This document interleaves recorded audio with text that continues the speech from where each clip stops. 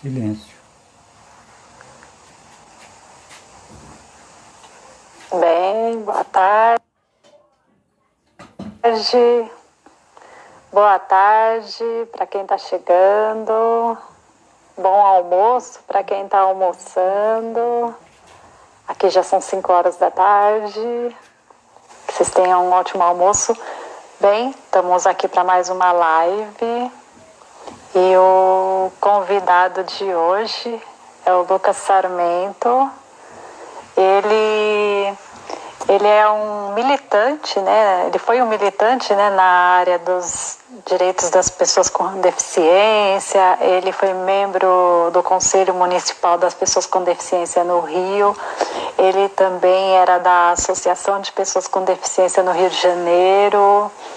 E ele se movimentou bastante nessa área do ativismo, né, das pessoas com deficiência. Ele vai poder trazer um pouquinho da experiência dele.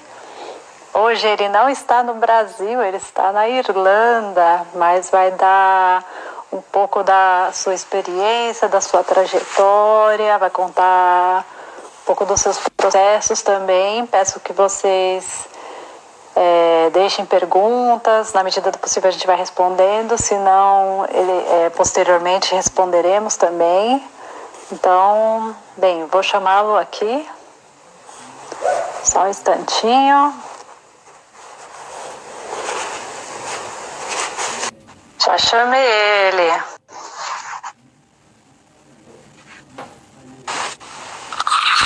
Alô? Lucas, Olá. boa tarde. Boa tarde. Tá conseguindo me ouvir bem? Tô te ouvindo bem, bom dia pessoal aí também do Brasil, bom verdade. almoço. Bom dia, pessoal do Brasil. Como diz o meme, bom dia Brasil, boa tarde Itália. É isso aí, boa tarde Irlanda também. Bem, eu já dei uma introdução, já falei um pouquinho de você, mas eu acho que a primeira pergunta eu jogo para você, né? Quem é Lucas por Lucas? Então, meu nome é Lucas Sarmento, eu nasci no Rio de Janeiro, na zona norte do Rio. Hoje eu tenho 24 anos. Desde o ano passado eu decidi largar toda a minha vida no Brasil e construir uma nova vida aqui na Irlanda. E atualmente eu moro na cidade de Cork, é uma cidade um pouco mais no interior, fica 4 horas da capital. E desde então eu estou vivendo aqui.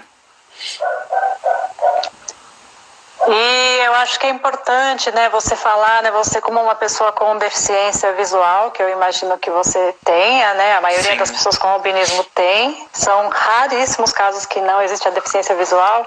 Acho que é legal você também trazer um pouco desse encorajamento, né, você foi para o estrangeiro, você foi sozinho, né, muitas pessoas com deficiência se veem no lugar da dependência, dependentes, né. Sim, sim. E acho legal você trazer isso também. Mas assim, voltando um pouquinho à história, né? Eu sei que você estudou em escolas específicas. Eu queria que você falasse um pouco desse processo, aspectos positivos, negativos, de certa forma. Então, eu passei por diversos modelos de escola, né? Eu comecei minha escola no ensino privado, né? Eu lembro que logo no início que minha mãe descobriu a dimensão do albinismo em relação à deficiência visual, eu já fazia o acompanhamento médico no Instituto Benjamin Constant, que é um instituto especializado para pessoas com deficiência visual, tanto cegas, tanto baixa visão. Uhum. Só que eu só fazia o acompanhamento médico. Naquela época, minha mãe ela não tinha condições de me colocar para estudar naquele colégio, porque ele ficava muito longe da minha casa.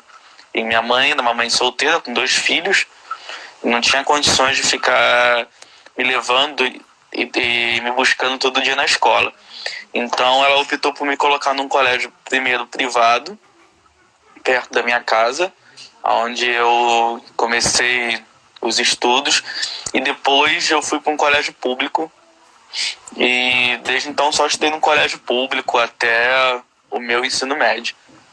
Que aí quando eu fui para o ensino médio, eu consegui uma vaga no Colégio Pedro II, que é um colégio público, mas modelo federal, um colégio de excelência, que enfim, tem todo um prestígio no Brasil, E acho que foi uma das melhores fases da minha vida.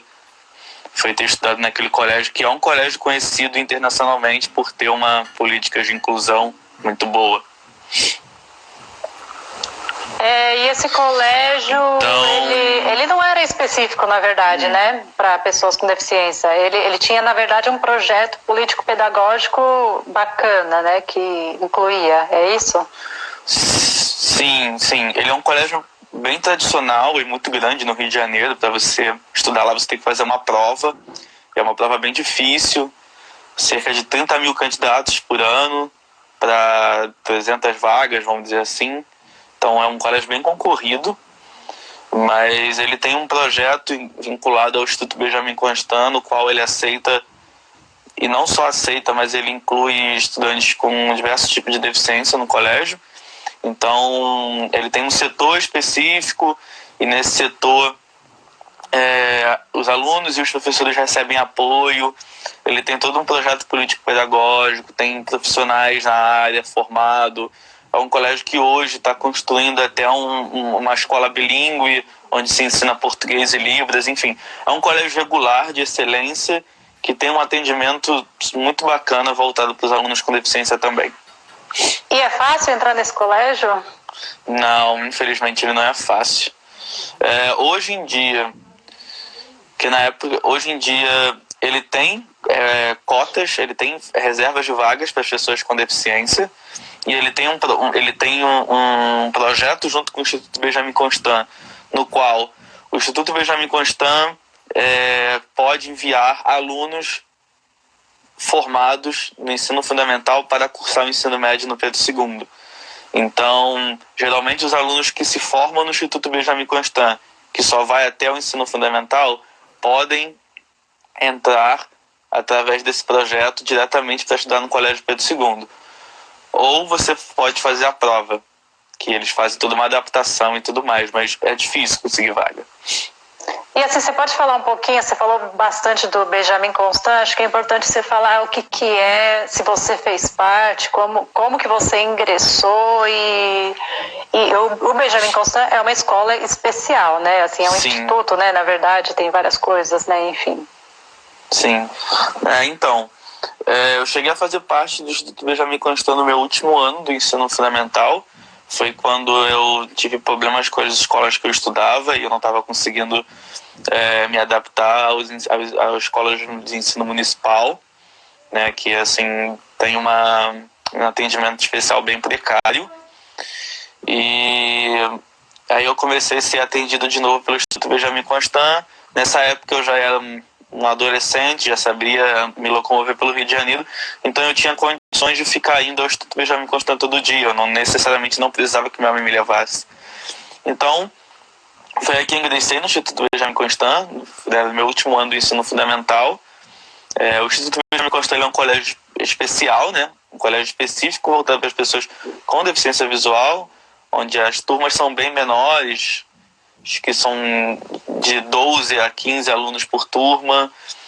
Só estuda pessoas com deficiência visuais, tanto baixas visões, tanto pessoas com cegueira.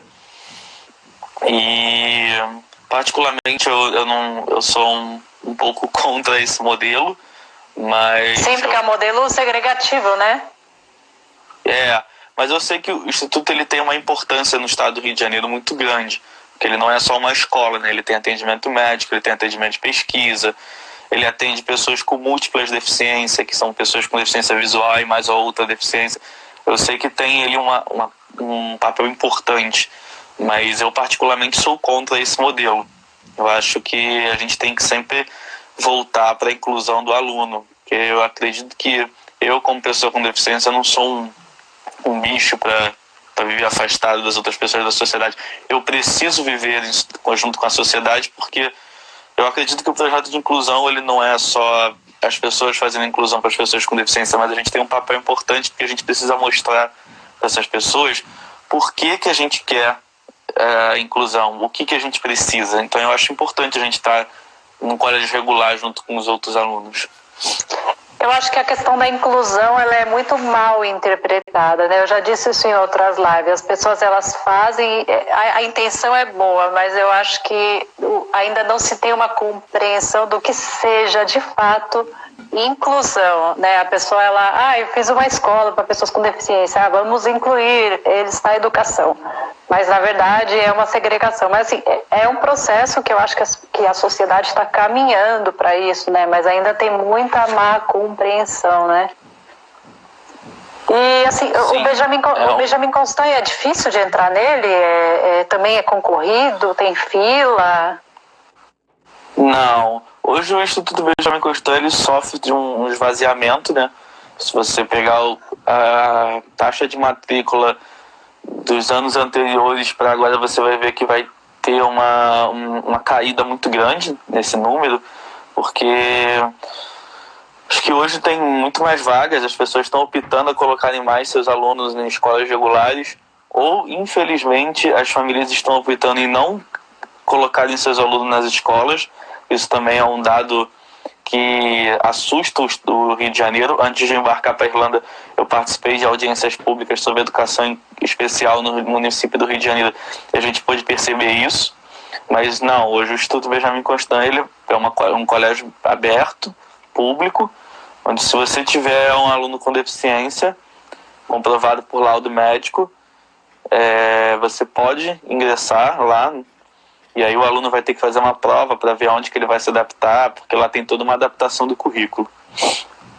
Não tem nada a ver com a renda, né? É só com a deficiência. Não. Isso, exatamente. Lá você tem todo o seu atendimento, não só atendimento escolar, mas você tem todo um atendimento médico, psicológico, social, totalmente gratuito, pelo fato de ele ser um instituto federal. E Lucas, assim, você estudou no Benjamin Constant e você foi para o Pedro II, que era um modelo de inclusão, e aí você prestou vestibular, e aí você foi para um lugar que, bom, enfim, a universidade também, algumas caminham para a inclusão, outras ainda não compreendem muito bem, enfim, como foi esse processo para você, né, os choques e impactos que você teve?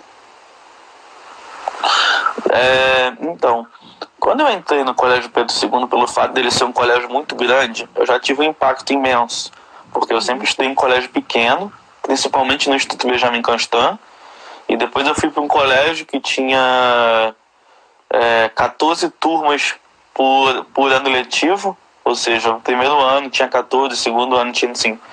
Então era um colégio enorme, que tinha muitos alunos, e aquilo ali já foi um choque para mim, mas eu consegui me desenvolver bem, eu prestei o vestibular para as universidades, consegui tirar uma boa nota no Enem, consegui passar no vestibular da UERJ, que é onde eu estudei Direito, e quando eu fui para a universidade eu já estava um pouco mais calmo, né? Eu já conhecia um pouco do meio universitário, principalmente da UERJ, porque eu conhecia muita gente de lá, e como eu era naquela época, eu militava nos movimentos estudantis e tudo mais, eu já tinha um conhecimento de como que funciona uma universidade, e eu não tive muito problema com isso, assim. A universidade pública, você tem uma liberdade de você conduzir o seu estudo da maneira que você quer. Então eu poderia usar meu iPad, eu poderia usar meu notebook sem problema nenhum, não tinha nenhuma regra quanto a isso, eu podia usar meu celular para tirar foto do quadro. A minha turma tinha o hábito de gravar as aulas no gravador, então eu tinha acesso a uma pasta com todas as minhas aulas gravadas, isso me ajudava muito. Então eu não tive nenhum problema. Meus professores, eu nunca tive nenhum problema grande. Eu tive alguns pequenos problemas, mas porque os professores da UERJ geralmente são figuras públicas, são juízes, são ministros, então eles têm uma vida muito agitada, eles um paralelo à sua profissão de professor, então era difícil, porque a maioria das minhas provas eram provas orais, né? Eu fazia geralmente provas orais, ou eles pediam para eu redigir algum trabalho. Então, assim, às vezes eu marcava a prova oral, o professor não podia, te remarcava em cima da hora, mas em relação a problemas de inclusão, assim, grandes, como eu tive na escola, eu não tive na faculdade pelo fato de eu ter amadurecido mais, de ser uma coisa mais livre, assim. Isso você pediu para os professores, né? Ou não? Você foi conversar com a coordenadoria do curso? Você falou com cada professor a sua necessidade e eles toparam de boa? Sim, a UERJ já teve outros alunos com deficiência visual, então a maioria dos professores já estavam habituados com isso. Sempre que chegava um professor novo na sala, no final da aula eu conversava com ele, falava, olha, eu tenho deficiência visual, tenho baixa visão, eu consigo fazer determinadas coisas, mas outras coisas que eu não consigo, e eu vou precisar de uma adaptação na prova. E todos eles toparam numa boa, foram super tranquilos quanto a isso. Ah, sensacional. Isso é bom saber. E assim, bom, você está na Irlanda, né? E assim, eu imagino que você estudou inglês à parte, você teve o inglês no Benjamin, no Pedro II. Como que foi o estudo de idiomas? Então, o meu ensino fundamental eu não tive, por incrível que pareça, eu não tive inglês, eu tive francês, né? Eu estudei francês meu ensino fundamental inteiro, mas quando chegou no ensino médio eu estudei inglês. Mas eu também fazia um curso, eu estudava na cultura inglesa, estudei lá durante um período de 2 anos. Também tive a aula adaptada, minhas provas eram adaptadas. A única coisa que eles não conseguiram adaptar é o livro, mas eu entendo, porque o livro ele é feito aqui na Inglaterra, né, ele é feito em Cambridge, então é difícil, eles enviaram e-mail para lá para poder adaptar, é uma coisa que ficaria complicada. Mas eles deixavam eu usar o celular, então assim, eu sempre usei lupa, eu nunca tive problema com isso. Depois, quando eu fui para a faculdade, eu tive aula com o meu professor de inglês particular, que é o Michael, ele estuda na UERJ também, ele faz mestrado na UERJ, e ele me deu aula particular durante 2 anos também, foi assim, um excelente professor. Ele era muito dedicado, ele sabia que eu tinha uma deficiência visual também, sabia que eu tinha baixa visão, então ele sempre adaptava as atividades e tudo mais. Que sensacional. Sim. E hoje aqui eu tenho que continuar estudando inglês, né, porque eu vou fazer o vestibular aqui da universidade para estudar aqui, eu vou aplicar para estudar aqui novamente, e eu preciso entrar no sistema educacional da Irlanda, e como eu não sou de origem de um país nativo inglês, eu preciso fazer uma prova, não só a prova para entrar na faculdade, mas eu preciso fazer uma prova comprovando que eu tenho total domínio do inglês, então é uma prova bem difícil. Então aqui hoje em dia eu continuo estudando inglês, um curso específico para essa determinada coisa.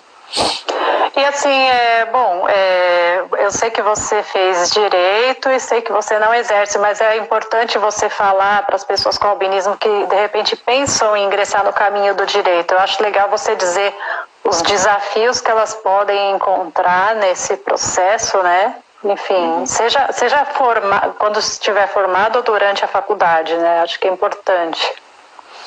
Então, eu meio que larguei o direito, né? Eu desisti dessa área, porque, assim, eu no início entrei no direito querendo, acho que a maioria das pessoas pensam isso, né? Querendo fazer justiça, querendo trabalhar com essa área dos direitos humanos, e ao longo do curso, infelizmente, eu fui desistindo disso, eu vi que isso não era assim que funciona, é uma coisa muito difícil. Aconteceram muitas coisas no Rio de Janeiro e no Brasil que me estimularam a trabalhar com direito, principalmente direitos humanos. Pessoas que eu admirava acabaram sendo assassinadas pelo fato de trabalhar com isso, e isso me deixou com muito medo também. Gente, só abrindo parênteses, o Lucas ele também fez parte do Fórum dos Direitos Humanos, eu esqueci de citar isso, mas é importante. Sim.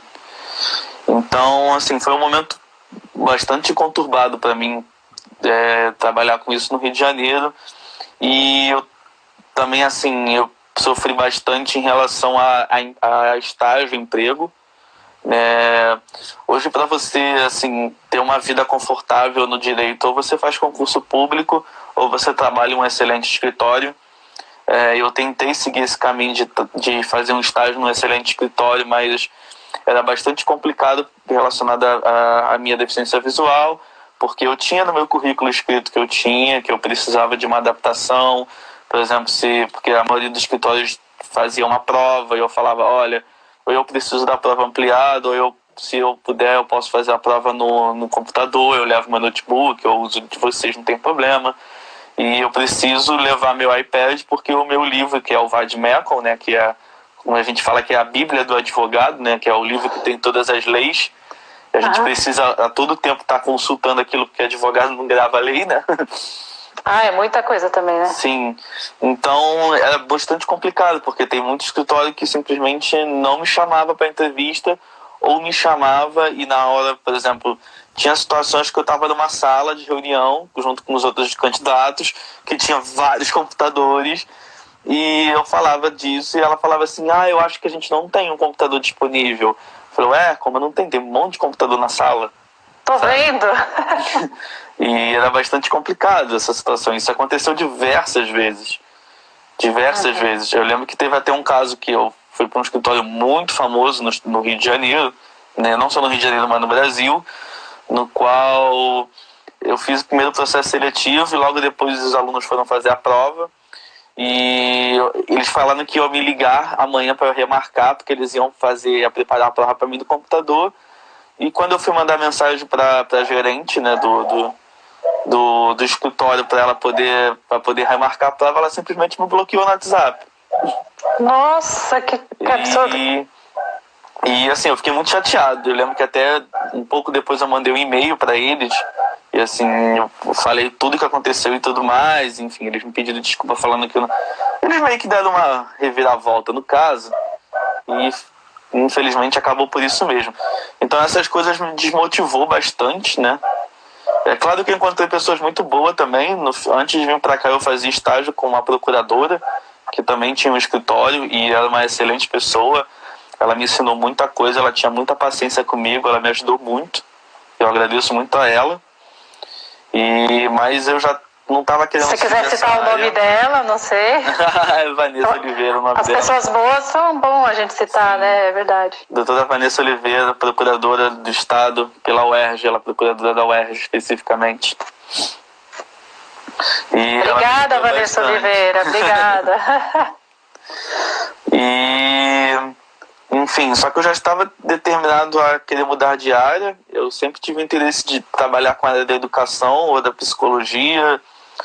Então eu falei, eu já estava meio desanimado também de essa área. E eu já desde criança eu tive um sonho de morar fora. Eu sempre tive essa vontade, eu sempre tive vontade de conhecer o mundo. Eu sempre juntei dinheiro para viajar. Todo ano eu e minha mãe a gente fazia uma poupança para poder viajar, então eu já conhecia já alguns países e tudo mais. Então acabou que eu trabalhei bastante antes de vir, fiquei 2 anos juntando bastante dinheiro e acabei me mudando para cá. Eu já tô feliz aqui, eu gosto da vida que eu tenho aqui. Maravilha! E você tem autonomia aí? Sim. Eu moro numa cidade muito tranquila, uma cidade pequena, né? Aqui é uma cidade totalmente adaptada, eu acho, assim, uma cidade totalmente inclusiva.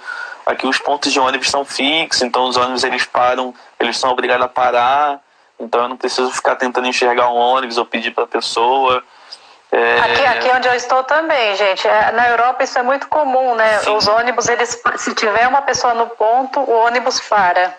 Sim, e o próprio ônibus ele tem um sistema de som como se fosse no metrô no Brasil, ele avisa as estações e tudo mais. Então eu nunca tive problema, assim. Em relação ao trabalho aqui não existe essa divisão de emprego e subemprego, né? Aqui se você trabalhar com limpeza, com restauração, você consegue sobreviver financeiramente bem, porque o salário mínimo aqui ele é muito bom. Então hoje eu trabalho num pub, né, num restaurante para poder pagar meus estudos aqui. Trabalho na cozinha, que é assim, uma coisa bem doida. Sim, que é uma experiência bem doida para quem tem uma limitação visual, mas assim, ainda eu nunca tive problema, quebrei alguns pratos, mas acontece. Você lava louças ou você mexe com comida? Sim, eu faço tudo. Eu lavo louça, eu lavo a cozinha, eu ajudo os chefes a preparar comida. Aqui, sensacional, que sonho! Sim, aqui as comidas são básicas, né? Eles não comem assim arroz e feijão, né? Aqui eles comem mais pizza, hambúrguer, essas coisas, então não é uma coisa muito difícil, assim, mas acho que é importante falar isso. Eu lembro que eu tentei um emprego numa fábrica aqui, que foi um caso muito, assim, difícil para mim, porque eu cheguei na fábrica e o rapaz, ele queria me colocar numa posição que eu tinha que enxergar um visor pequenininho. E eu falei para ele, olha, não consigo. Só que acho que ele não era irlandês, né? Ele era croata, ele tinha um inglês um pouco difícil, mas eu acho que ele não entendeu que eu tinha uma deficiência visual. E a gente começou a discutir no meio da plataforma, o pessoal olhando e tudo mais. Eu falei, olha, não consigo, não é assim. Ele falou, mas como assim você não consegue? Você precisa enxergar, e tem, como se eu fosse... Não sei o que ele entendeu ali, mas aí, enfim, esse dia foi bem triste pra mim. Eu voltei pra casa, assim, bem abalado. Porque, imagina. Assim, eu tenho uma coisa que eu odeio quando as pessoas falam que eu não consigo algo. Isso me deixa furioso, eu confesso. Dá uma impotência, né? Sim. Então, assim, eu fiquei bem chateado. Deixei o local, nunca mais voltei. Mas ainda bem que uma semana depois eu já arrumei esse emprego nesse pub. E, enfim, eu tô feliz lá. É importante dizer, né? Tem pessoas que, às vezes, a pessoa nunca teve contato com ninguém com deficiência, né? Ela não tem a menor noção do que seja aquilo. Sim. Apesar de que eu sempre... por incrível que eu não sei se é porque a cidade é pequena, mas todo dia eu vejo uma pessoa com deficiência visual andando na rua, assim. Seja a mesma ou seja uma diferença, assim. Eu sempre vejo. E sempre sozinha. Eu acho admirável isso. Eu sempre vejo ela sozinha e ninguém ajudando ela e tudo mais. Eu acho que até... Eu também nunca... Como eu sempre vejo, porque geralmente eu saio assim, no trabalho, eu sempre vejo um homem e uma mulher separadamente. Então sempre vejo eles pegando ônibus e tudo mais. Eu achei isso até meio fascinante, assim. Ai, que bom, né? É outro mundo, né? Digamos que estamos engatinhando no Brasil, né? Sim. Aqui as escolas também têm um preparo bastante legal, assim. O college que eu estudo, antes de eu vir pra cá, eu mandei e-mail pra eles e tudo mais. Eles me responderam super rápido, super bem, dizendo que eu não ia ter problema. Quando eu cheguei na escola, a diretora do departamento acadêmico já veio conversar comigo, perguntou o que eu precisava, como é que funcionava. Os professores já sabiam e tudo mais. Então, assim, na sala eles perguntaram se eu precisava de alguma adaptação. Por enquanto eu não estou precisando, eu estou usando a lupa e o meu celular muito bem, né? Não precisei adaptar o livro nem nada. A lupa, quando você cita a lupa, é uma lupa de mão? O que é? Eu tenho uma lupa de mão. Mas assim, eu confesso que eu quase não uso ela, eu uso mais o meu celular. Eu acho que é mania, né? Tem aplicativo de lupa também no celular, sim, né? Não sei qual você usa, mas tem aplicativos bons. Eu uso a câmera mesmo, eu tiro a foto e amplio, né? Sim. Acho que eu fiquei acostumado com isso e acabei usando. Eu uso muito o iPad, né? Acho que eu uso desde o meu ensino fundamental, ele sempre me ajudou muito. Né? Então, aqui, por enquanto, eu ainda não tive nenhum problema. Eu acho que nem na faculdade eu vou ter, eu já conversei com algumas faculdades aqui, enfim. Eles falaram que já estão adaptados com essa situação e tudo mais. Aqui o modelo é diferente também, né? Que eles não trabalham muito com prova escrita. Geralmente na faculdade você trabalha mais com apresentação de trabalho e tudo mais. Então acho que a coisa muda. É sensacional. E você já escolheu qual é a área? Psicologia? O que você vai fazer exatamente? Então, eu tô pensando nisso ainda porque aqui tem algumas burocracias para determinadas áreas, né? A educação e a área da saúde mental aqui é bem burocrático, porque você primeiro faz graduação, depois você precisa fazer uma pós e tudo mais, você precisa se regulamentar aos conselhos daqui. Então, eu estou pensando ver se isso vale a pena, quanto que isso vai me custar primeiro. Mas eu tenho outras áreas também que eu tenho interesse, assim, estou tentando trabalhar com marketing, produção musical. Legal. Então, eu tô nessa fase aí de me preparar para a prova e também tô visitando algumas faculdades e conhecendo alguns cursos para ver o que eu vou decidir fazer daqui para frente. Tomara que você encontre a saída. Eu queria que você, a gente voltando um pouco para trás, eu queria saber como você entrou na militância, né? Porque você participou de fórum, de conselho, Sim. de associação. Quero que você, como que despertou isso, né? Esse desejo e como que foram, né, essas participações? Então, isso começou lá quando eu estudei no Pedro II, né? O Pedro II também é um colégio conhecido por os alunos terem muita voz, assim, eles terem engajamento político. Então lá eu tive muito interesse em participar do Grêmio. É um colégio que eles têm uma política de os alunos participarem dos conselhos administrativos do próprio instituto. Então eu fui membro do Conselho Superior do Pedro II, onde a gente decidia junto com a reitoria as coisas que aconteciam no colégio. Então, assim, lá eu já comecei a tentar implantar projetos para as pessoas com deficiência, a discutir, a cobrar a escola por isso. Então eu já comecei por aí. E daí eu já comecei a avançar para as outras categorias, comecei a colocar a pauta da pessoa com deficiência nos movimentos estudantis, e eu fui conhecendo gente, até que eu conheci, né, a associação Diverge, né, que é a Associação dos Deficientes Visuais do Estado do Rio de Janeiro, né, que foi fundada pela Cinti e pelo Luiz Cláudio, né? O Luiz Cláudio é procurador-geral do Banco Central, e a Cintia é a esposa dele, que também já tem uma militância muito grande, né? São duas pessoas que militam na área da pessoa com deficiência há bastante tempo, que já foram conselheiros do ENAD, né? Que é o Conselho Nacional da Pessoa com Deficiência. Então eles têm, assim, um vasto currículo nessa área. E eu achei interessante a proposta da associação de lutar pelos direitos, era uma coisa mais ligada ao direito, né? Então eu comecei lá. E a associação ela tenta se representar em diversos conselhos voltados à pessoa com deficiência no estado do Rio de Janeiro.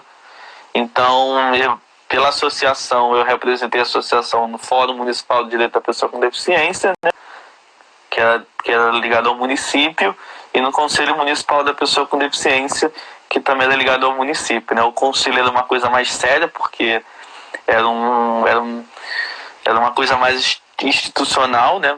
Ele era ligado à prefeitura e ligado à Câmara do município, né? Então tinha representação do governo, tanto representação da sociedade civil.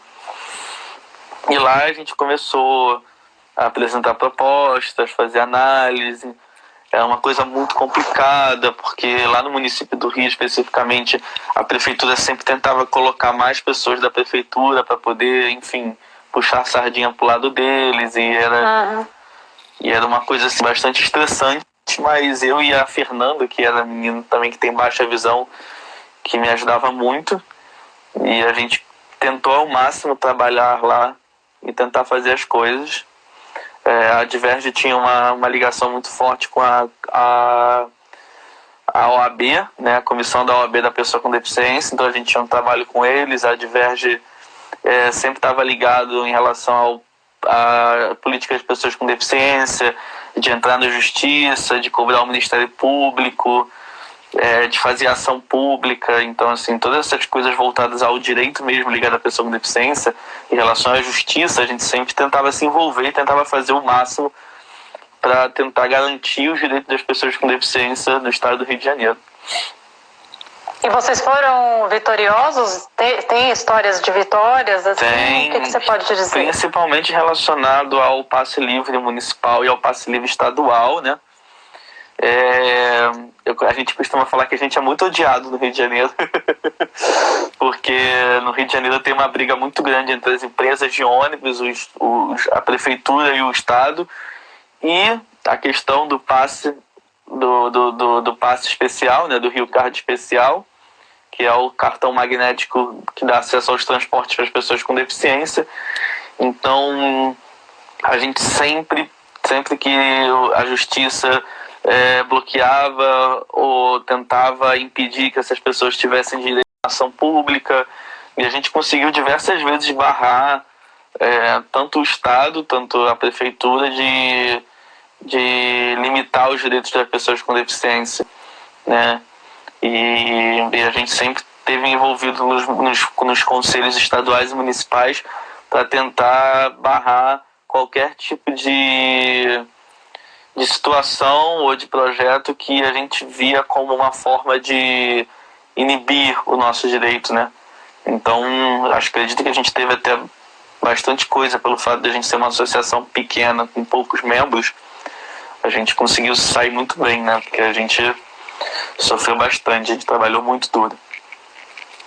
E assim, se você pudesse dar um conselho, né, para as pessoas com deficiência aí no Rio de Janeiro, né, ou seja, em outros lugares, pela sua experiência, né, nesses órgãos, né, o que você diria, né, elas podem participar desses conselhos, como que elas fazem, né, como que elas reivindicam? Sim, então, isso é muito importante, porque o principal problema nesses conselhos é que a gente não tem uma participação muito ampla da sociedade civil. Porque, assim, os conselhos, eles são abertos, você pode ir, você pode falar, mesmo que você não seja conselheiro. Você não tem o poder de voto. O voto é só do delegado, do conselheiro. Mas você pode falar, você pode enviar pauta, você pode participar e você pode concorrer a ser conselheiro, né? Tem as eleições, cada conselho tem o seu edital de eleição, você pode concorrer. E você pode votar também, se você acha que você conhece uma pessoa que vai te representar muito bem, você pode chegar e você pode votar, né? Isso é uma coisa muito importante, né? Porque como esses conselhos são políticos, tem muito interesse político, tem muitas pessoas que estão lá no conselho, infelizmente, para atrapalhar, para querer defender, né? Então, é importante que a sociedade participe desses conselhos, procurem saber aonde que acontece. No estado do Rio de Janeiro tem um conselho estadual e tem um conselho municipal, que se reuniam 2 ou 3 vezes ao mês. Então, assim, bem pesquisa tranquilo, na internet, né? é tranquilo, dá para organizar para ir. Procurem também sempre, acho que é muito importante você criar coletivos, criar associações e trabalhar em conjunto para poder cobrar, né, do poder executivo e do poder legislativo ações voltadas para as pessoas com deficiência, né?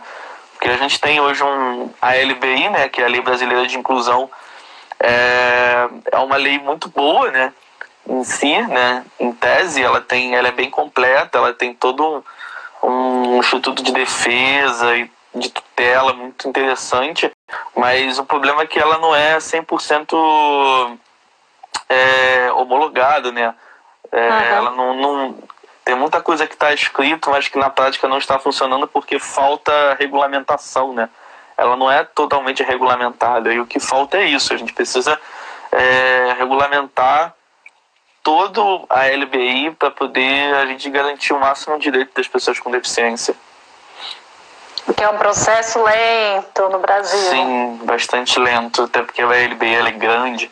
Sei que a LBI já está há bastante tempo aí e a gente não tem total regulamentação dela. Alguém mandou um comentário para você, mas meu celular está aparecendo muito pequeno aqui. Eu vou tentar ler aqui. Vou tentar ver aqui, ó.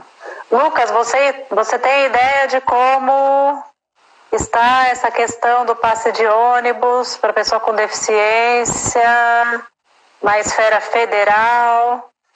Eu, há 4 anos, passei no médico e me foi negado o acesso como pessoa com visão monocular.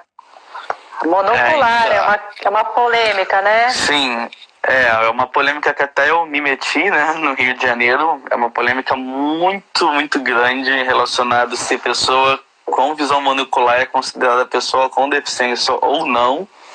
Eu, Lucas, particularmente junto com a associação que eu fiz parte, junto com a comissão da OAB do Rio de Janeiro, a gente é contra, porque a gente segue a recomendação da Organização Mundial da Saúde e da ONU, que já fizeram cartas, já se manifestaram a favor dessa situação de que pessoa monocular ela não pode ser considerada pessoa com deficiência, porque segundo a regulamentação da ONU e a regulamentação da Organização Mundial da Saúde, para a pessoa ser considerada pessoa com deficiência, ela tem que ter uma limitação.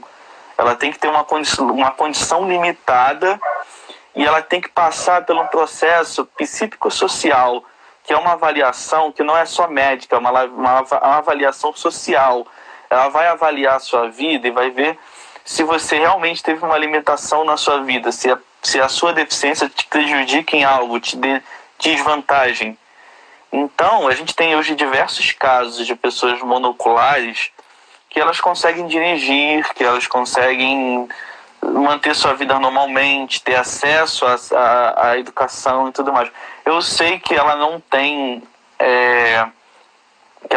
as mesmas vantagens que uma pessoa com a visão sem uma visão, entre aspas, normal tem, mas a gente acha complicado você igualar pessoas com deficiência visual com pessoas monoculares, porque se a gente, por exemplo, entrar num concurso público, uma pessoa, por exemplo, cega, que teve bastante dificuldade para poder ter acesso à educação, para poder estudar, e ela vai competir na mesma categoria de uma pessoa monocular, que, por exemplo, consegue ver um livro, consegue dirigir, consegue ler um quadro numa escola, é totalmente desvantajoso.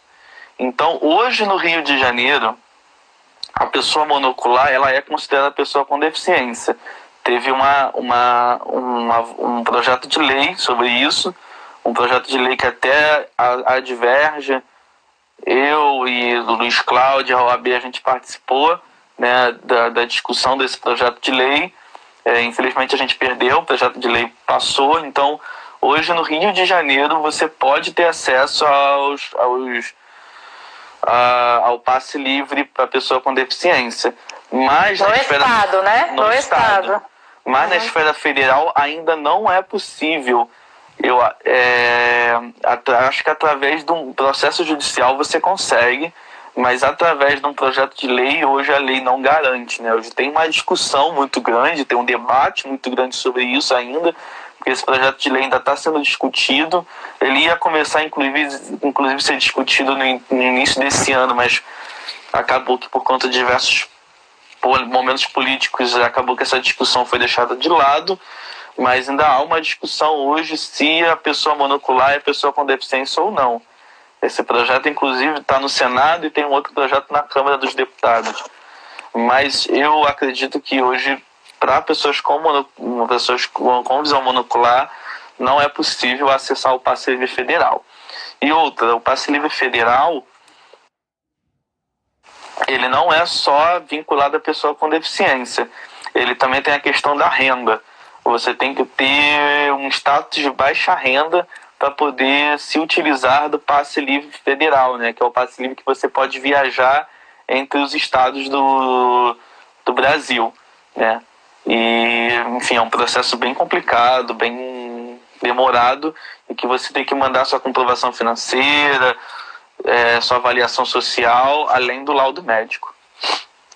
E Lucas, eu tenho uma questão aqui importante, né, que é com relação ao albinismo ser considerado uma deficiência. Eu queria saber qual que é o teu olhar para isso, né, porque eu acho que o albinismo ser considerado uma deficiência poderia ser determinante em muitos aspectos, até para uma aposentadoria, enfim, tudo mais. Queria que você falasse um pouco. Então, isso também é um debate que já gerou bastante polêmica sobre isso, porque assim, aquela questão que eu voltei atrás, se eu usar toda a regulamentação que a OMS fez e que a ONU fez e encaixar essa situação do albinismo, você vai ver que sim, a gente pode ser considerado pessoa com deficiência pelo fato do albinismo fazer a gente ter certas limitações na nossa vida, pelo fato do albinismo às vezes implicar em a gente acessar alguns direitos fundamentais, né?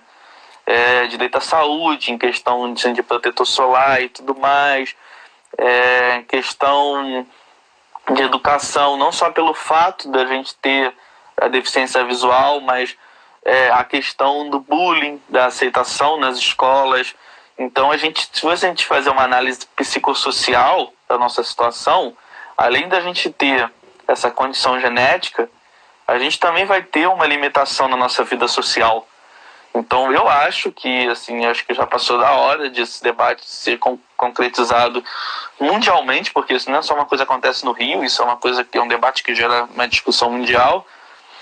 E eu acho que sim, a gente precisa concretizar isso. Se a gente conseguir concretizar que a gente é considerado pessoa com deficiência, isso pode gerar para a gente uma série de direitos, não para a gente ganhar benefício, mas para a gente ter uma justiça social mais digna, uma vida mais digna, né?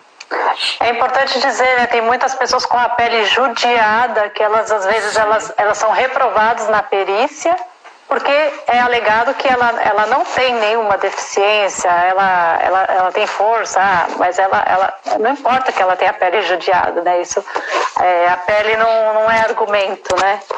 Sim, eu lembro que teve uma vez um evento, se eu não me engano foi na Bahia, que foi um evento muito marcante, que a gente estava com o secretário e com diversos representantes da área da saúde, e eles falaram assim o seguinte: eu estou vendo aqui mais de 100 albinos nessa reunião, mas estatisticamente, para a gente fazer política, a gente não está vendo nenhum, porque naquela época a gente meio que estava num limbo, a gente não era pessoa com deficiência, mas a gente era albino e a gente não se enquadrava em questão de políticas, né, que a secretaria já tinha. A gente não se enquadrava para poder fazer políticas públicas, porque a gente não era considerado pessoa com deficiência. E naquela época, isso não faz bastante tempo, se não me engano foi em 2012, por aí, naquela época a área da saúde fazia muita política mais assim, voltada para o status da pessoa com deficiência. Então eu acho que se a gente precisa definir essa questão, ou o Estado cria políticas específicas para a pessoa com albinismo, ou a gente precisa definir junto com a Organização Mundial da Saúde que o albinismo é uma pessoa com deficiência. Isso é uma polêmica, até mesmo dentro da Organização Mundial da Saúde. Existem hoje membros da organização que são contra e membros da organização que são a favor. Mais uma vez, por isso que é importante a gente se engajar nos conselhos municipais, né, tudo mais, para poder batalhar isso, porque isso é uma luta conjunta, né?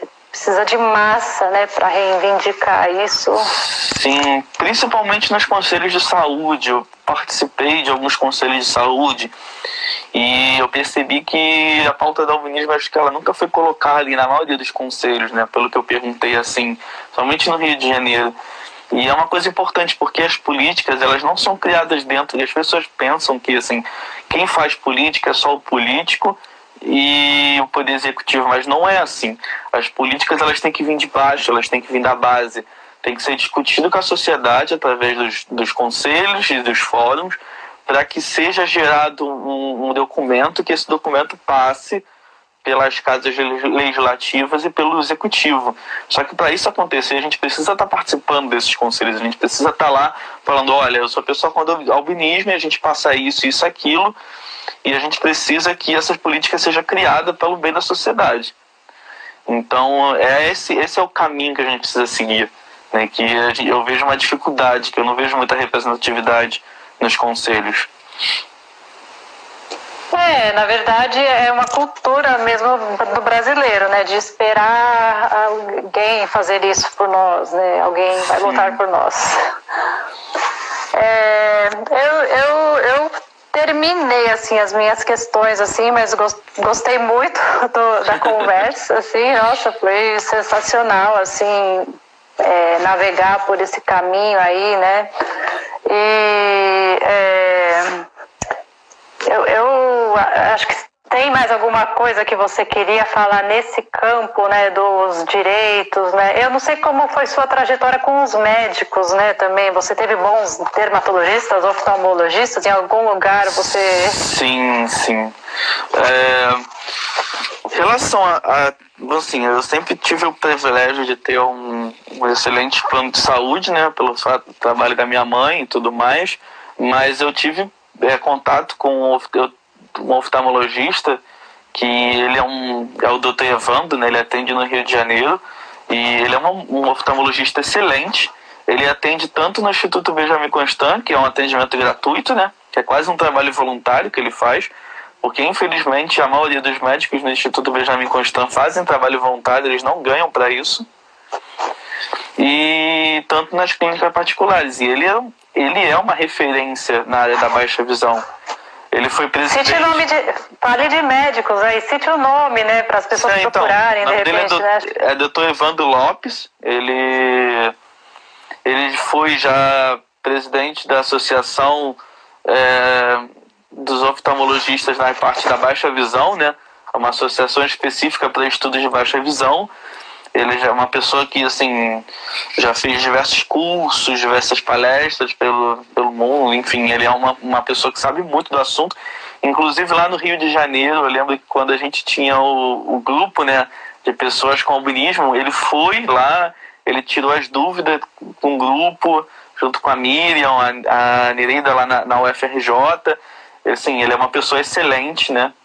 Ele tem artigos voltados a isso. Ele foi uma pessoa muito boa, um médico excelente. Em relação a dermatologista, eu confesso que eu sempre fui, sim, eu sempre levei muito esporro de dermatologista. Eu nunca gostei de dermatologista. Ai. Não, eu nunca tive problema com a minha pele. Sempre, essa questão sempre foi elogiada, mas eu tinha muita questão, assim, principalmente com espinha. E eu odeio passar creme de espinha e tudo mais. Chegava a dermatologista e me passava um monte de coisa caríssima e eu não ligava pra isso. Aí eu sempre voltava lá e falava, você não passou? Falei, não, eu não vou passar. Mas em relação ao protetor solar, eu sempre fui muito tranquilo com isso, né? Ainda bem que eu nunca tive nenhum problema com pele nem nada. Hoje em dia minha pele, eu acho que pelo menos na última consulta que eu vi, ela estava totalmente saudável. Ai, que bom. E assim, a gente tem 5 minutos aqui pra gente ser enxotados da sala, né? Mas assim, eu acho que eu queria saber, né, se você se coloca à disposição de outras pessoas com deficiência que queiram fazer coisas nos seus estados, na sua cidade, se você orienta, se você se coloca nessa... Sim. As pessoas podem te escrever no Instagram. Sim, o meu Instagram é aberto. Quem tiver interesse pode me mandar mensagem. Eu não conheço todas as políticas de todos os estados. Eu conheço de alguns, tipo Rio de Janeiro, São Paulo, Minas, que são estados que eu tive contato, Brasília e tudo mais. Mas eu posso ajudar, eu posso a dar dicas de como começar, do que fazer. Meu direct está aberto, quem quiser me mandar mensagem. Você pode traçar um tutorial, né? Sim, claro. Só peço paciência na questão de responder, porque aqui são 4 horas de diferença e eu não fico o tempo todo no celular, mas assim que der para responder, eu vou responder. Ai, que bom, eu fico feliz, assim, gostei muito de conversar com você, assim, acho que é um campo interessante, polêmico, né, espero que a gente tenha progressos aí. Sim. Espero que as coisas mudem no Brasil, né? Que realmente os reflexos de países com acessibilidade, né, eles se tornem uma realidade no nosso país, né? E a gente realmente ganhe pautas, ganhe espaços, conquiste direitos, né? Cada vez mais e mais. Sim. A gente teve progressos no Brasil, apesar de que nos últimos anos para cá a gente sentia um pouco de retrocesso no que diz respeito às pessoas com deficiência, né? Algumas pautas polêmicas, mas isso aí também vai da visão que a categoria da pessoa com deficiência tem diferentes visões sobre diferentes assuntos, então aí depende da sua análise. Mas a gente tem muito progresso. Sim. Eu queria que você falasse sobre a questão da bengala, que foi uma coisa muito polêmica também, né? Devemos usar bengala ou não? Então, quando eu entrei no Pedro II, há um tempo eu cheguei a usar a bengala, principalmente dentro do colégio. A bengala ela não serve só para você se locomover, ela serve como uma identidade. Quem tem baixa visão sabe que às vezes andar em lugares muito movimentados é difícil, porque as pessoas esbarram em você, às vezes você esbarra. Por exemplo, às vezes você está numa rua movimentada e você não está conseguindo enxergar o sinal, você pede ajuda, a pessoa te olha com uma cara feia porque a pessoa não entende que você tem baixa visão. Então a bengala ela pode facilitar nesse sentido, mas aí você tem que fazer uma análise de você mesmo e ver. Hoje existe um movimento que é o movimento Bengala Verde, Sim. E eu conheço as pessoas desse movimento, um movimento super bacana. Conheço pessoas que têm baixa visão que usam a bengala verde, e elas tentam passar essa informação para a sociedade de que a bengala verde é uma identificação do que aquela pessoa enxerga. Aquela pessoa, ela enxerga, ela consegue andar, ela consegue ver um celular, mas ela tem uma limitação visual. Então, essa pessoa consegue usar a bengala, mas eu acho que assim, fica uma coisa que você tem que analisar você mesmo, né? E ver se vale a pena, talvez conversar com seu médico e tudo mais. Se você tiver interesse, procure a Bengala Verde, eles têm páginas no Facebook e tudo mais. Você pode encomendar uma Bengala Verde com eles. Tem um livro sobre baixas visões, que foi escrito por pessoas que constroem esse movimento, que é um livro bastante interessante, que também fala sobre isso. Então, assim, é bem bastante bacana, assim. Eu acho que pode ser uma via para quem acha necessidade. Hoje em dia eu não acho, eu consigo me locomover muito bem. Tanto no Rio de Janeiro, só usei bengala por um pouquinho determinado tempo, mas raramente eu usava, era uma coisa assim mais de aprendizado, mas nunca precisei usar. Hoje em dia eu vejo que eu não preciso, mas eu acho que se a pessoa acha que precisa, ela não tem que ter vergonha e tem que usar.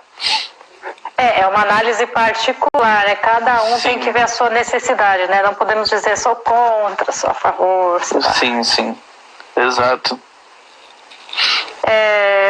Bom, eu acho que já aqui vai acabar, né? Se você quiser deixar uma mensagem final, assim. Então é que eu tô vendo aqui uma vez se tem perguntas aqui. Então, você só perguntou aqui onde que a gente mora. Bom, eu estou na Itália.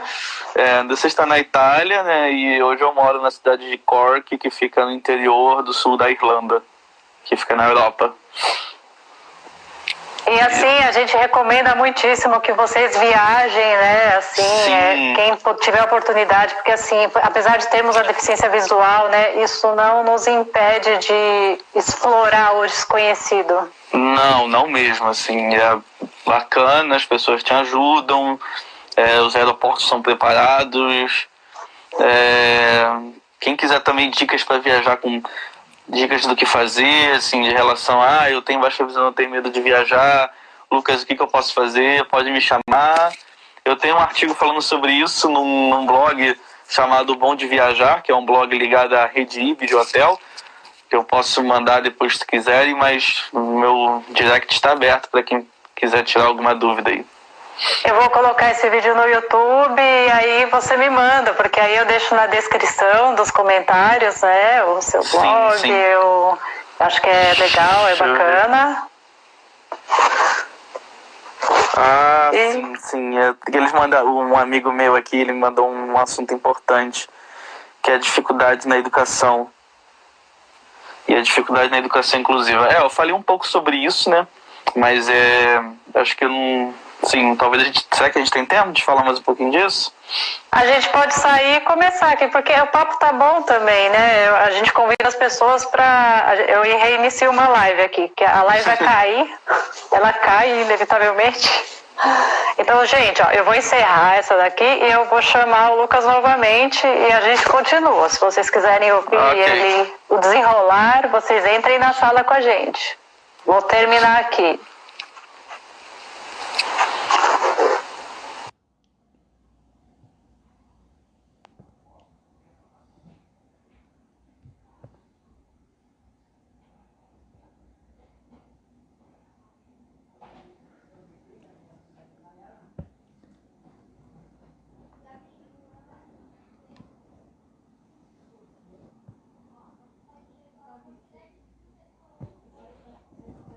Perdeu desde o começo. Estou com o Lucas Sarmento aqui, na área dos direitos das pessoas com deficiência, está trazendo sua vasta experiência para a gente aqui, está sendo muito bom mesmo.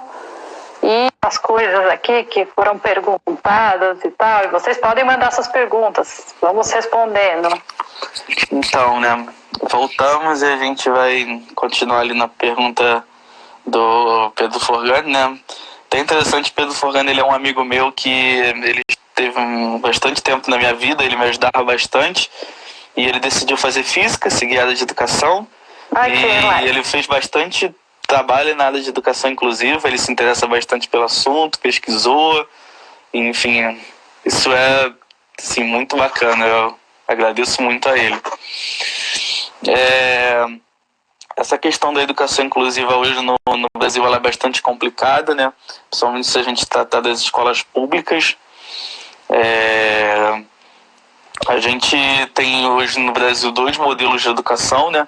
Que é a educação inclusiva regular, que ela acontece nas escolas regulares, e a educação inclusiva especial, que é voltada para classes especiais e escolas especiais, né? Que é aquele ensino que é voltado só a daquela determinada categoria, né? Que eu particularmente acho complicado.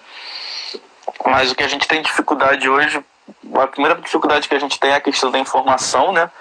Hoje a faculdade de formação de professores não tem um vasto currículo, né, sobre isso, né? A gente não estuda muito sobre essa questão na faculdade, e isso dificulta o trabalho do professor, porque quando ele entra na sala de aula ele se depara com um aluno com deficiência, ele às vezes não sabe o que fazer, não sabe como agir, né? E às vezes é o primeiro contato na vida com uma pessoa com deficiência, e em diversos momentos eles ficam perdidos. E hoje o governo ele não dá uma estrutura para esse aluno poder, para esse professor poder se preparar, né? Para ele ter um preparo, para ele ter um curso. Hoje a gente tem diversos cursos na área, mas eles são inacessíveis às vezes para os professores. O professor às vezes que trabalha 40 horas semanais não tem o tempo para poder se dedicar a uma formação para pessoas com deficiência. E às vezes as pessoas acham que dar aula para uma pessoa com deficiência é um bicho de 7 cabeças, e às vezes não é. Às vezes você consegue fazer adaptações pedagógicas, trabalhos pedagógicos, materiais pedagógicos super simples, usando materiais recicláveis, usando a criatividade, e isso não ajuda só o aluno com deficiência, ajuda todo mundo na sala de aula. Eu lembro que quando eu estudei no Pedro II, os professores utilizavam muito, principalmente professores de biologia, química e física, eles usavam muitos experimentos, usavam muito representações gráficas com materiais recicláveis de moléculas, átomos, de partes do corpo humano, e usavam tanto com os alunos cegos quanto os alunos de baixa visão, e todo mundo da minha turma adorava, aquilo era fantástico. É uma maneira pedagógica de você dar aula, é uma maneira interativa, né? Você tira a atenção do aluno. Então, assim, ou seja, quando você adapta ao seu currículo, quando você faz essas atividades, você ajuda tanto os alunos com deficiência, tanto a turma inteira, ou seja, todo mundo sai ganhando. Só que o problema, às vezes, os professores terem acesso a esse material e terem acesso à instrução para poder fazer essas aulas, né? Então, hoje em dia a gente está progredindo, né? Existem várias prefeituras, várias secretarias que estão incentivando esse tipo de curso, que está incentivando esses métodos, né? O Pedro II ele sempre fez isso, ele incentivou tanto os professores, tanto os alunos, né? Inclusive tem alunos no Pedro II que iniciaram a sua carreira científica, sua carreira de pesquisa voltada a esse tema, né? Que é o que a gente chama de iniciação científica. Alunos do segundo e terceiro ano do ensino médio apresentaram diversos trabalhos sobre isso, e aí que a gente vê, né, por que o Pedro II hoje ele é uma referência na educação, porque não só os alunos têm interesse, né, não só os professores têm interesse, toda a sociedade ali que está envolvida no colégio tem interesse na área da educação inclusiva, porque assim... massa, né, é a massa. Sim, porque assim, na sala de aula, né, você vai ver que você vai estar ali junto com o futuro engenheiro, o futuro professor, o futuro juiz, o futuro advogado. E se essas pessoas conviverem com você no ensino médio, sabendo da sua dificuldade, sabendo do que você precisa, com certeza no futuro, quando elas estiverem nessa situação, elas vão lembrar. Falei, nossa, eu estudei com aquele aluno, e aquele aluno uma vez me falou que para ele é melhor assim, para ele é melhor aquilo. Eu lembro que quando eu estava na UERJ, tinha um aluno do Pedro II, que ele não era da minha turma, mas ele me conhecia, ele faz engenharia, e ele teve uma vez que me procurou falando, poxa, vamos lá no meu curso, a gente está montando um projeto de inclusão nos prédios públicos, a gente quer saber o que você acha, o que você tem a dizer. Então é assim que funciona a inclusão, é assim que a gente constrói uma sociedade inclusiva, né? É assim que a gente começa a trabalhar. Porque quando a sociedade sabe que, por exemplo, existe uma diferença entre cega e baixa visão, e ela sabe o que a gente precisa, ela sabe qual é a nossa opinião sobre determinado assunto, a gente consegue desenvolver um trabalho. Eu sempre falo que o projeto de inclusão ele tem que ser construído de nós por nós. Não adianta um grupo de pessoas formadas em pedagogia, com especialização em educação inclusiva, se juntarem isoladamente, fizeram um projeto para a gente, só que a gente não foi ouvido ainda. A gente precisa estar na construção desse projeto. E o problema da educação inclusiva no Brasil é esse, né?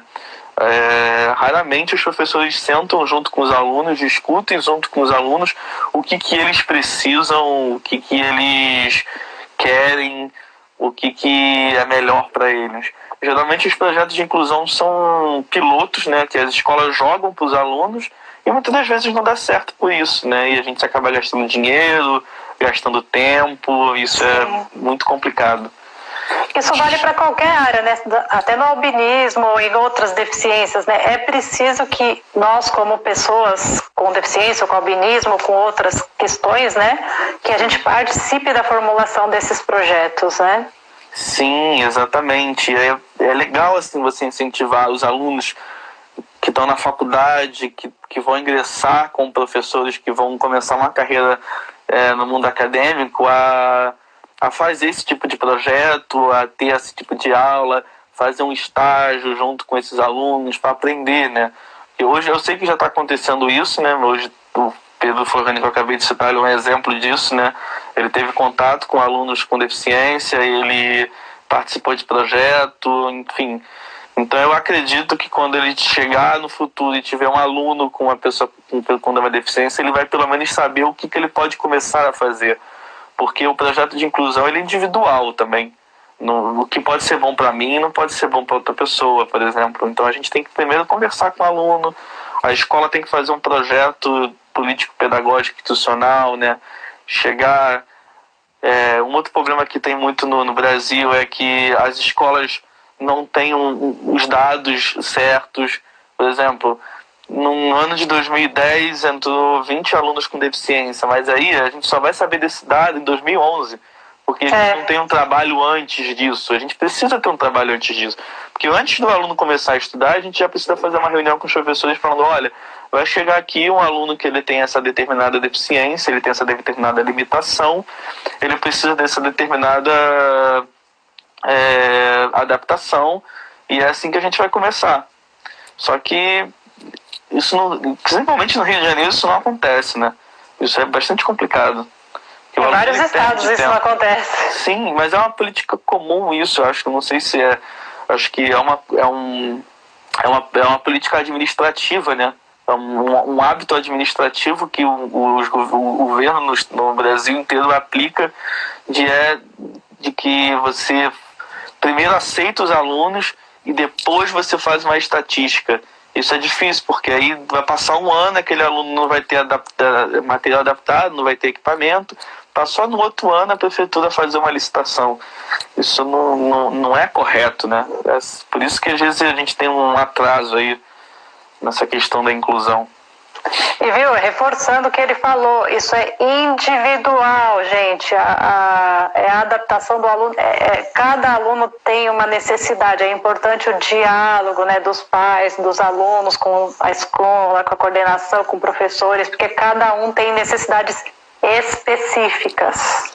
Sim, e principalmente o médico, ele tem que estar sabendo da vida escolar do aluno, né? Para ele poder ver o que ele pode fazer. Eu lembro que esse meu médico, o Dr. Evandro, ele sempre me perguntou como é que eu era na faculdade, como é que eu ia na escola, me apresentavam soluções, materiais, tipos de lupa, monóculo, testava comigo, né, para ver o que eu me adaptava, o que eu achava melhor. E isso é um diálogo importante, né? O médico junto com o aluno testar com ele, mandar um relatório para a escola, falar, olha, o aluno tal, mediante a teste, apresentou melhores resultados com tal dinâmica, com tal produto, com tal equipamento. Isso a escola precisa ter, as secretarias de educação precisam ter, para a gente depois poder adquirir esses equipamentos. Porque eu sei, equipamentos hoje para pessoas com deficiência é muito caro. E existem diversas escolas, diversos institutos que têm esses equipamentos, mas eles não são usados. Por quê?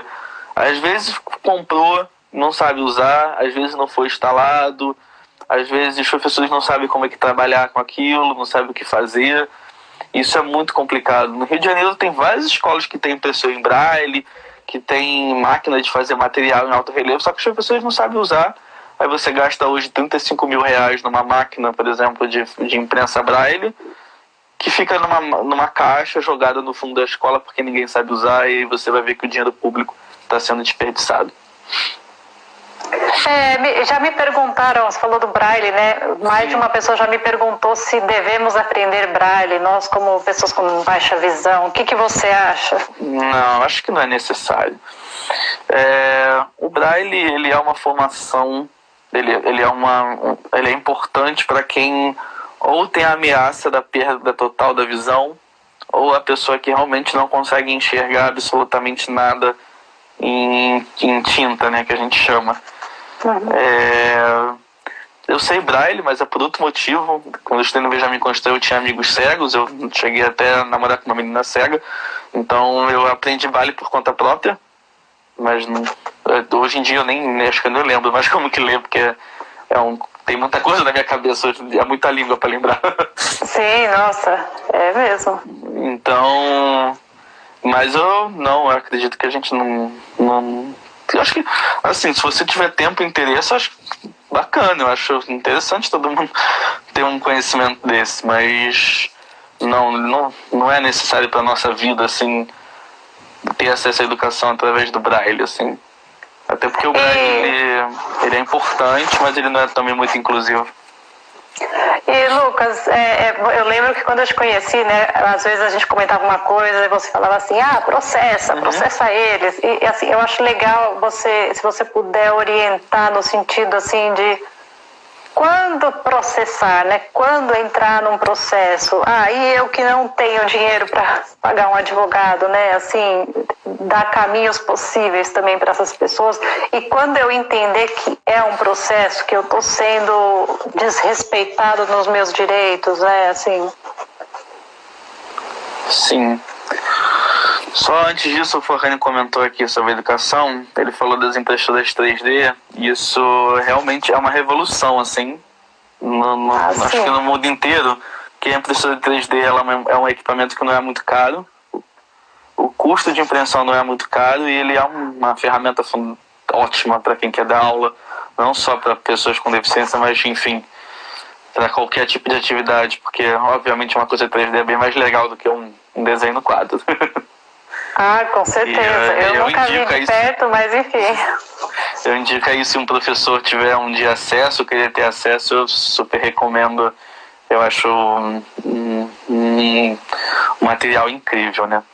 Viu só, gente, batalhar nos conselhos de educação para ter uma impressora 3D numa escola pública, onde tenham pessoas com deficiência, enfim, já é uma ideia aí, ó. Sim. Sobre essa questão do direito, né?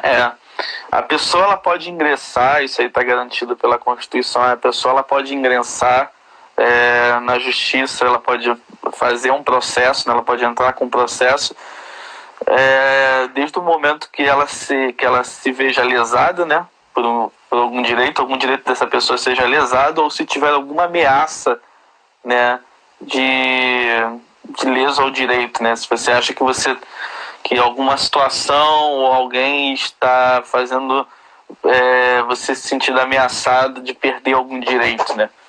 Então, a partir desse momento, a partir de que você acha que você perdeu algum direito, que você não está tendo acesso a um direito, que você está sofrendo algum tipo de injustiça, tentando assim falar de uma forma menos técnica, você pode procurar ingressar na justiça, né?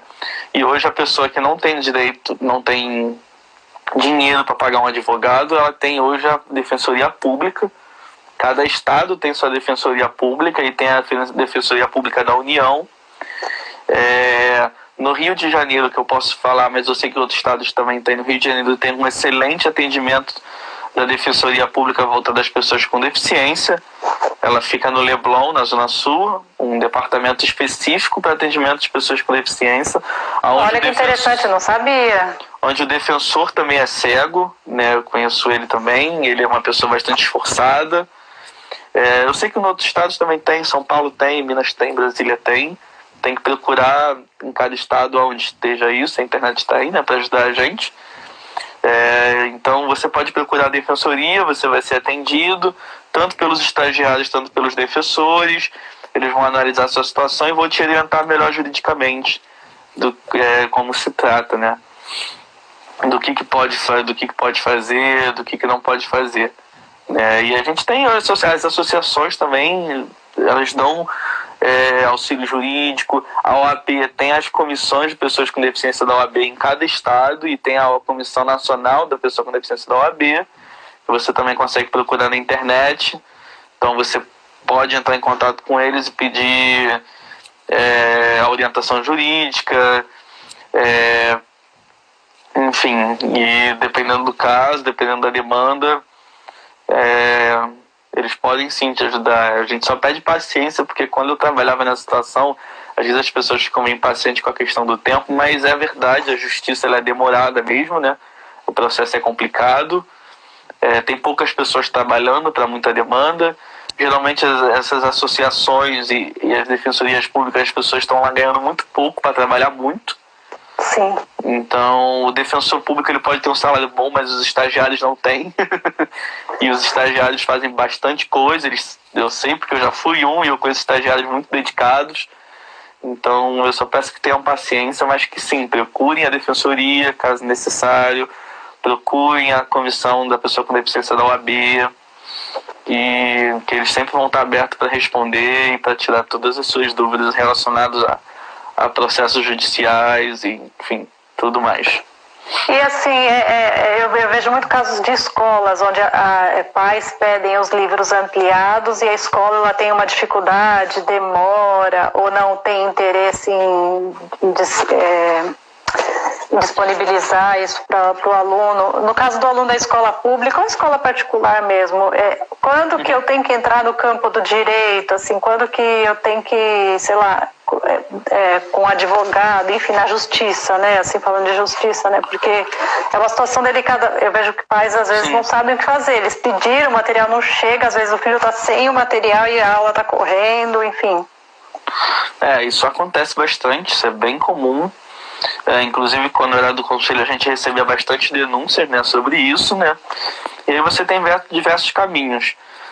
Eu sei só, gente, vocês podem denunciar, E devem. Porque o primeiro caminho é esse, é você fazer uma denúncia administrativa, né?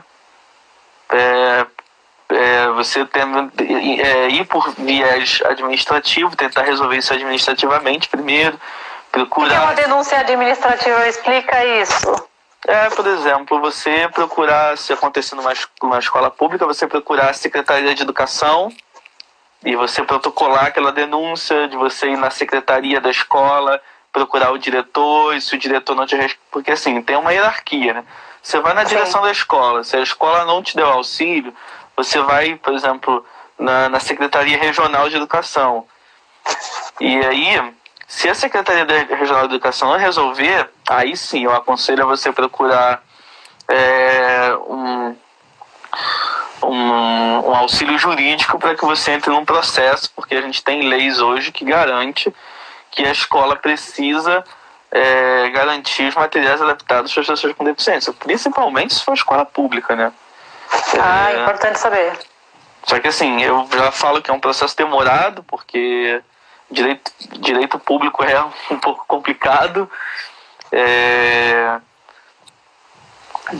Tenho certeza que o Estado vai recorrer, vai falar que é falta de recurso, que é o que mais acontece, mas eu acho que sim, você tem que denunciar e, se for o caso, você tem que entrar na justiça, porque quando a gente pesquisa sobre esses temas, quando a gente tenta fazer políticas públicas para esses temas, a gente usa essas denúncias, a gente usa esses processos para a gente poder usar como estatística, para a gente poder comprovar que esses fatos estão acontecendo. Se vocês não denunciarem essas coisas, a gente não vai ter como comprovar. Entendeu? Então, eu acho que é importante... Denunciem, gente, denunciem!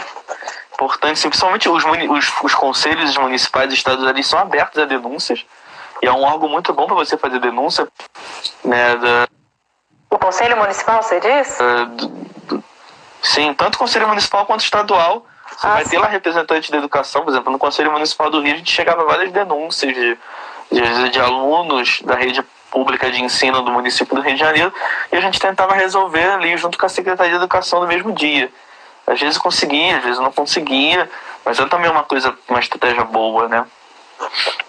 E isso vale também para pessoas nos direitos trabalhistas, né? Que tiver, se a pessoa se ela sentiu que ela teve uma demissão por um caráter discriminatório, sim, ela pode fazer a mesma coisa, entrar na Secretaria do Trabalho e no Clube. Sim, a gente tem hoje aí o Ministério do Trabalho, a gente tem fiscalizações, fiscalizadores, e é importante eles ficarem sabendo de qualquer tipo de demanda, qualquer tipo de problema, porque hoje o Ministério Público do Trabalho, eles têm um trabalho muito importante, muito bacana relacionado a isso, né? Eles tentam ao máximo estar aí trabalhando para poder garantir o direito das pessoas com deficiência no mercado de trabalho, e isso é um tema muito complicado ainda, então qualquer tipo de problema, sim, por favor, tente fazer uma denúncia no Conselho e uma denúncia no Ministério, principalmente no Ministério Público do Trabalho.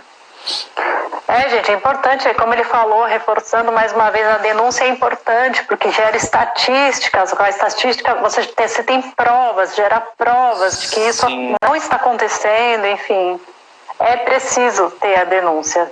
Abra, sim, a boca. Acho que dá pra gente encerrar por aqui já. Meu celular tá com 5% de bateria, senão...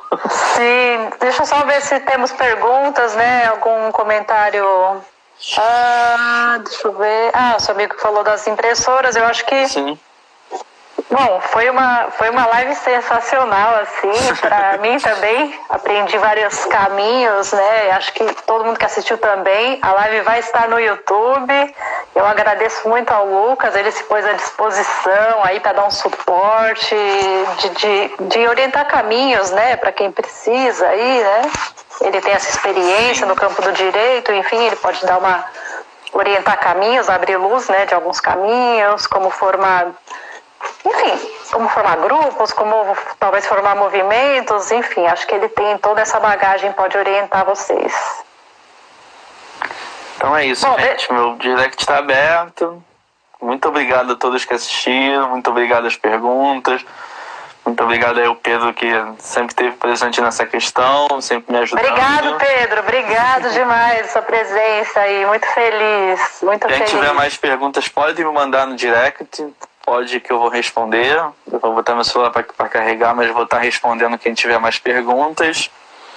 Ou mande para cá, encaminho para ele. E vai estar no YouTube, vai estar lá o link na descrição com o blog dele. Ele falou que tem um blog aí que ele conta um pouco de experiências, né? Tem um material, né? Enfim. Sim.